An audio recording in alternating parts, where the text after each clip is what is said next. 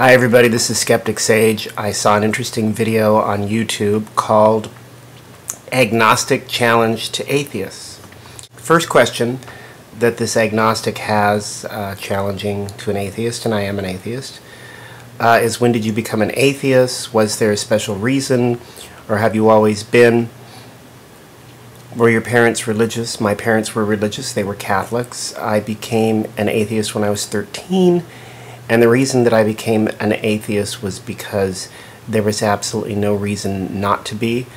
In order to believe something, in my opinion, in my philosophy, in order to believe something extraordinary, you need extraordinary evidence. There is absolutely no evidence to prove the existence of any kind of God. And I believe that in this life, it is very, very easy for anyone to state anything, come up with any theory. The number of theories that you can come up with is so endless that if we lived in a society or in a reality where everything was considered true until proven false, the vast majority of things can't be proven false, which means the majority of things that are false would simply be believed until forever. So if we wanted to live in a reality where we believe only in true things, which is what I think we need to do in order to have a prosperous country, in order to be able to sell things, buy things, make things, we need to know what's true, and we need to make decisions based on what is true. And the only way to do that is to consider a theory false or a hypothesis false until there's adequate evidence to believe in it. We all follow this. Scientists follow this. Engineers follow this.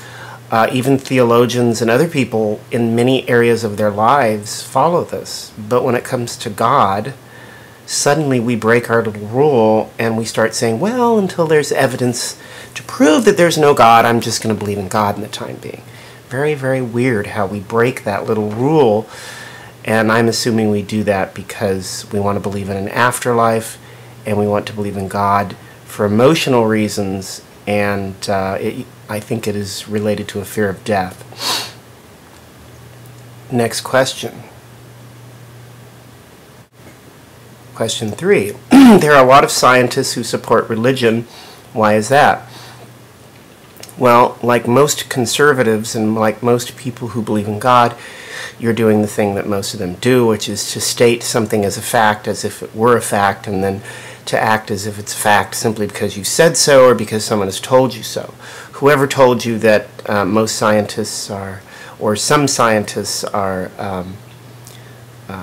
agnostics or religious, they lied to you. The vast majority of scientists are atheists and call themselves such. You mentioned Einstein and Stephen Hawking. I have read letters written by both of those men by adequate sources that say that they are atheists. So I don't know where you've ever gotten the idea. For instance, Einstein said God does not throw dice with the universe, but later on he clearly states in a letter that he meant that metaphorically, and that religious people took that and twisted it around and said he was religious, and this offended him, that people would take that statement and try to use it as a statement that he believed in God when he really didn't. Not only are most engineers and scientists atheists, but the vast majority of them are, and the higher up the level, you know, like a professor versus an underling researcher, the higher up you go, the more atheist you become. And when you find Nobel Prize winners, almost all of them are atheists. That probably tells you something. The smarter someone is, I'm a psychologist, and I know the research shows that the more psychologically stable you are and the higher your IQ is, the more likely you are to be an atheist. It's very interesting. Do you try to convert theists? Why or why not? Yes and no. In here you say that you don't, you use the age-old theory about, well, if somebody believes in God and it makes them feel better, isn't that great? And if they die and it ends up that they're wrong, then they haven't lost anything. And I completely disagree. They've lost a whole bunch of things. Number one, the way that you relate to other people changes based upon whether you believe in a religion or not, or believe in God or not. And people who believe in God have had a nasty habit of being violent in this world. That is just a fact. Now, even if a majority of people who are religious aren't violent, a majority of them are narrow-minded. A majority of them are narrow-minded to other religions. A majority of them learn through their religion racist things. In South Africa, the South African apartheid system was taught from the pulpit. Slavery in the United States in the South was taught from the pulpit. I can go through history and show you where religious organizations have taught and encouraged people to not only think of other people as inferior, but to act on it violently. And there's been an association between oppression and religion. There certainly has been some cases where religion has been used for for the exact opposite. But those times have been extremely rare, and I've noticed that those people like Gandhi and other people and Martin Luther King, these were very questioning people in their private letters and in the things that they believed. These were people who were very doubtful. Martin Luther King, for instance, attempted suicide repeatedly.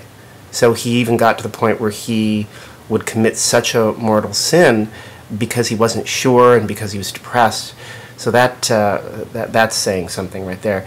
And Gandhi said that he couldn't make himself be a part of any religion. He thought, I'm a Christian and a Jew and this religion and that religion. And so he was very questioning. And I noticed that those people who buck the trend and are sort of infidels in their given faiths, in other words, they rebel, tend to be more likely to be good people. And most of the atheists and agnostics I know are liberals and are good people and believe in equality and all that kind of stuff.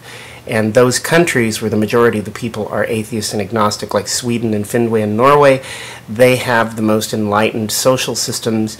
They also have the most enlightened social policy, and they have the least amount of racism, and they have the lowest crime rates. I don't think that that's just a coincidence. Hypothetically, God actually exists, and you died and found yourself standing in front of him, what would you say?